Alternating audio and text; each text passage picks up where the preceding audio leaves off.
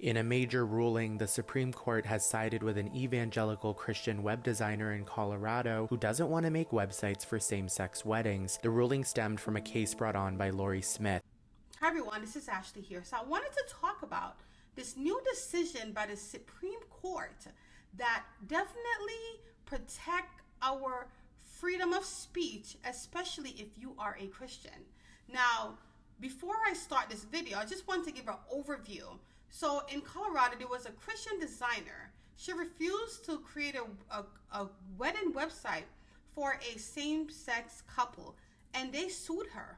And this case went all the way to the Supreme Court, and 9 judges agreed that she should be able to refuse to create a website that is against her religious view. Let's get into this. Let's react to this video. That Colorado is not allowed to require an evangelical Christian web designer to provide same-sex wedding websites. SCOTUS found that the state's anti-discrimination law violates the web designer Lori Smith's free speech rights under the First Amendment by demanding she creates same-sex wedding websites if she wants to do so for opposite-sex unions. Argued the requirement violated her religious beliefs. Justice Neil Gorsuch handed down the majority opinion. He wrote, "As this court has long held, the opportunity to think for ourselves and to express those thoughts freely is among our most cherished liberties and part of what keeps our republic strong." Gorsuch added, "Of course, abiding the Constitution's commitment to the freedom of speech means all of us will encounter ideas we consider unattractive." The court's 3 liberal justices, Sonia Sotomayor, Elena Kagan, and Ketanji Brown Jackson, dissented. Sotomayor wrote, "Today, the court, for the first time in its history, grants a business open to the public a constitutional right to refuse to serve members of a protected class." So this is a complicated case. I truly believe that as a Christian, we should not discriminate. However, when it comes to someone's individual gift of creating something, there's also a case that's very similar to this case. I believe it happened in Colorado as well with the baker. Now, the same-sex couple was able to go in his bakery and buy anything they want. He did not tell them, "Oh no, you can't come in here because you are gay." No, he said he cannot create a cake with 2 males or 2 females on it because it's against his religious belief. And they took him to court. I believe he lost, he won, he lost his one. These people are bullies.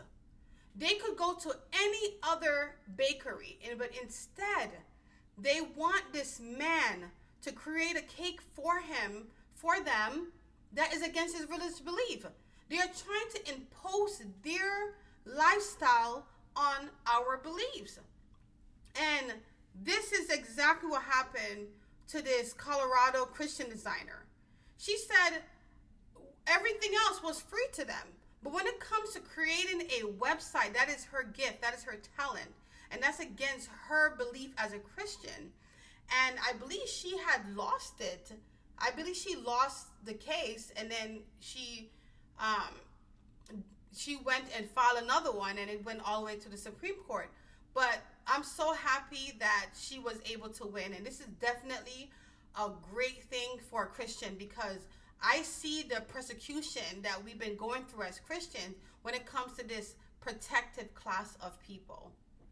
And I don't know, I'm of the thinking that, especially as a queer person saying this, a queer woman who could one day marry another woman, I don't have a big problem with this. If you're a small business and you want to decide who you serve and who you do not serve, I think that's within your right. I don't think marriage websites are a public good. I don't find that to be a particularly hot take. And I don't think you're harming people by saying, I'm not going to make the website, find someone else to do it. Do I even want someone who doesn't support my marriage to make the website? Exactly. That is my point. I wouldn't want someone to do something for me who is against what I'm doing. But these people are just bullies. They want to force you to do these things that they know it's against your religion. This is what he does.